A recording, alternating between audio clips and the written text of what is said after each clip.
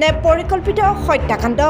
এনেকে মৰাটো আমি সহ্য কৰিবই নোৱাৰো মানে একেবাৰে নোৱাৰো তাক মৰাটো প্ৰি প্লেন বুলি মই কৈছোঁ। অনুপম বৰাৰ আত্মহত্যাই জোকাৰি গৈছে সমগ্ৰ পশ্চিম যোৰহাট।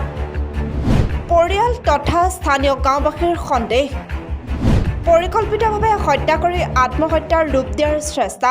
ইমান হেল্পফুল ল'ৰা এটা কোনে প্ৰি প্লেন কৰি তাৰ কিয় ইমান মানে নিষ্ঠুৰভাৱে হত্যা কৰি গছত ওলোমাই দিলে, তাৰ আমাক গোটেই উচিত বিচাৰ লাগে, আমাক গোটেই গাঁৱৰ ৰাইজে বিচাৰ লাগে, পৰিয়ালক বিচাৰ লাগে।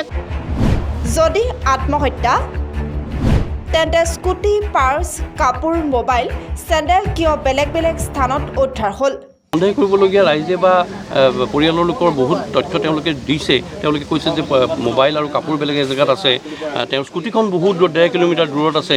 1.5 কিলোমিটাৰ দূৰৰ পৰা তেওঁ ইয়ালৈকে খোজকাঢ়ি আহিল নেকি নিজস্ব স্কুটি এখন থকাৰ পিছতো, এইটো সন্দেহৰ কথা। যোৰহাটৰ যুৱকৰ সন্দেহজনক আত্মহত্যাক লৈ সৃষ্টি হৈছে চাঞ্চল্যৰ। প্ৰথমে আত্মহত্যা কৰা বুলি স্থানীয় লোকে সন্দেহ কৰিছিল যদিও যুৱকজনৰ মৃতদেহটো প্ৰত্যক্ষ কৰাৰ পিছত সেয়া কোনোবাই পৰিকল্পিতভাৱে হত্যা কৰাৰ অভিযোগ উত্থাপন কৰিছে পৰিয়াল তথা স্থানীয় ৰাইজে। আজি চাব দেই, তাৰ বহুত জেগা আছিলে, সি যদি ছুইচাইড কৰিলেহেঁতেন পৰ্বতীয়া গাঁৱত হাবি তাত ক'ৰবাত সি হেৰি হৈ থাকিলে, সেই নিৰ্দিষ্ট এঘৰ মানুহৰ চোতালত কিয় সি মানে ছুইচাইড কৰিবগৈ? কেতিয়াও আমি এইটো মানি ল'ব নোৱাৰোঁ। সি যে এঘৰ মানুহৰ চোতালত এডাল নিম গছৰ শকত মানে গছত এডাল চাফাই বগা ৰছীৰে সি মানে এইটো কাণ্ড কৰিছে। ৰছীডাল ইহঁতি ফটো মাৰি আনিছে ভাগিনকেইটাই, কৈছে যে তাত এটা পাক নাই, ৰছী যেনেকৈ দিয়ে মানুহে মানে লয় সেইটো হেৰি নাই তাত। গতিকে আমাৰ সন্দেহৰ মানে আৱদ্ধত চব সকলো সোমাই গৈছোঁ যে সম্পূৰ্ণ তাক প্ৰি প্লেন কৰি হত্যা কৰিছে। এই ঘটনা সংঘটিত হৈছে পশ্চিম যোৰহাটৰ পকিমুৰি হাবিগাঁও প্ৰান্তপুৰত। মৃত যুৱকজনৰ নাম অনুপম বৰা। যুৱকজনৰ আনুমানিক বয়স 36 বছৰ। জানিব পৰা মতে মৃত অনুপম বৰা 19 জুনৰ ৰাতিপুৱাই কৰ্মস্থলীলৈ নিজ ঘৰৰ পৰা ওলাই গৈছিল। নিশা বহু সময়লৈ যুৱকজন ঘৰলৈ উভতি নহাত পৰিয়ালৰ লোকে চিন্তিত হৈ বিচাৰ খোচাৰ আৰম্ভ কৰে। বহু বিচাৰ খোচাৰ অন্তত মৃত অনুপম বৰাক অক্তিম বৰা নামৰ এজন ব্যক্তিৰ ঘৰৰ চৌহদত চিপ লৈ থকা অৱস্থাত পৰিয়ালৰ লোকে প্ৰত্যক্ষ কৰাৰ লগতে পৰিয়ালৰ লোক তথা স্থানীয় গাঁওবাসীৰ সন্দেহ উপজে। 19 তাৰিখৰ দিনাখন মোৰ ভাইটি 10টা 10:30লৈ যেতিয়া ঘৰলৈ নহা দেখাৰ কাৰণে দাদাই মোক আহি ক'লে যে ভাইটি অহা নাই। মই দাদাক বিচাৰি পঠিয়ালোঁ। পঠিয়াৰ পিছত পকাই ময়ো গ'লোঁ, মোৰ সৰুটো ভাই গ'ল, মোৰ মামাও গৈছে। গৈ পেলাই আলি মোক পালোগৈ, ৰিচাৰ্জ তিনিআলি বুলি কয় জেগাখন। সেইকণৰ পৰা মই পকিমুৰি হাবিগাঁৱলৈ বিচাৰি গ'লোঁ, তাত নাপালোঁ। ঘূৰি আহোঁতে তাত দোকানৰ মালিক অনুজ কলিতা, প্ৰশান্ত বৰুৱা আৰু গগৈ বুলি হোটেল এখনৰ মালিক গোটেইকেইটা গোট খালে কিবা এটা পাতি পেলাই যি জেগাত ছুইচাইড ঘটনাটো হৈছে যদি সেই জেগালৈকে গ'ল।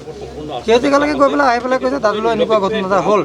অন্যহাতেদি মৃত যুৱকজনৰ কাপোৰ, মোবাইল, চেণ্ডেল আৰু পাৰ্চ ৰাকেশ দাস নামৰ ব্যক্তিজনৰ ঘৰৰ ভিতৰত উদ্ধাৰ হয় আৰু মৃত যুৱকজনৰ স্কুটিখন ঘটনাস্থলীৰ পৰা প্ৰায় 5 কিলোমিটাৰ দূৰৈত উদ্ধাৰ হয়।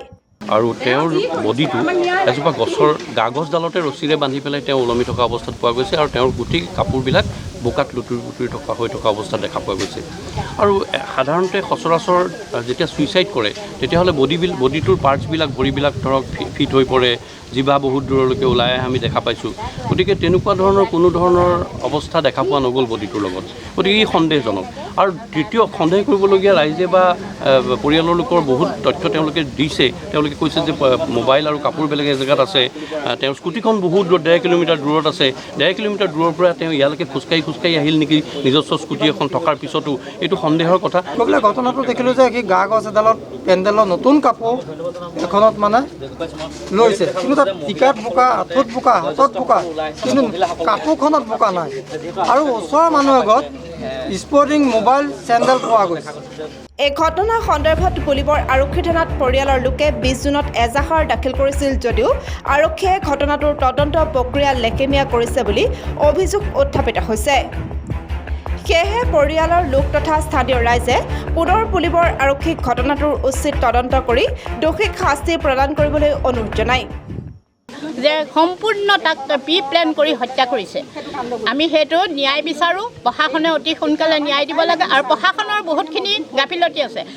আজি লৈ যাওক স্কুটিখন লৈ যাওক কৈছে হয় লৈ যাবই নিজৰ ঘৰলৈ নিজৰ মানুহে নিবই কিন্তু তাৰ এটা চাবি লাগি আছিলে সেই চাবিটো ল'ৰাটোৰ হাতত নাই পাৰ্চ নাই তাৰ হাততে এটা দোকানৰ চাবি থাকে সেইটো নাই সেইবিলাক ক'লৈ গ'ল তাৰতো স্কুটিতে ভৰাই থয় সি চাবিকোচা দোকানৰ চাবিকোচা বোলে তাৰ স্কুটিতে সদায় থাকে গতিকে ক'ত গ'ল সেই বস্তুখিনি আমাৰ পুলিচ প্ৰশাসন বিষয়াসকলে ইমান ডাঙৰ কেছ ধৰিব পাৰে এইটো ইমান ধৰণৰ এই বস্তুবিলাক ক্লু পায়ো একো তেখেতলোকে এই 8 দিনে গৃহস্থ ঘৰক একো মানে তেখেতলোকে দিব নোৱাৰে পৰা দেই একো মানে কি ক্লু হ'ল হত্যাকাণ্ডই নে তেওঁ সি ছুইচাইড কাণ্ডই নে তেওঁলোকে দিব পৰা নাই গতিকে আমি সকলো মিলি আজি 8 দিনৰ মূৰত আকৌ আহিবলৈ বাধ্য হৈছোঁ গতিকে আমাক উচিত বিচাৰ লাগে ন্যায় লাগে এতিয়া আমাৰ কথাটো হৈছে যে তেখেতসকলে এখন ছাপ্লিমেণ্টাৰী এজাহাৰ দিবলৈ আহিছে পৰিয়ালৰ ফালৰ পৰা ছাপ্লিমেণ্টাৰী এজাহাৰখন গ্ৰহণ কৰিব লাগে অসম আৰক্ষীয়ে আৰু অসম আৰক্ষীৰ ওপৰত আৰু ভাৰতীয় ন্যায় ব্যৱস্থাৰ ওপৰত আমাৰ আস্থা বিশ্বাস আছে আমি আশা কৰিছোঁ যে এক নিৰপেক্ষ তদন্তৰ জৰিয়তে পুলিবৰ আৰক্ষীয়ে আচলতে এক তদন্ত কৰি পেলাই এটা দোষীক শাস্তি দিব লাগে যদিহে হৈছে আৰু নহ'লে এক ন্যায় প্ৰকৃত ন্যায় আচলতে পৰিয়ালটোৰ লোকে আৰু গাঁৱৰ ৰাইজে পাব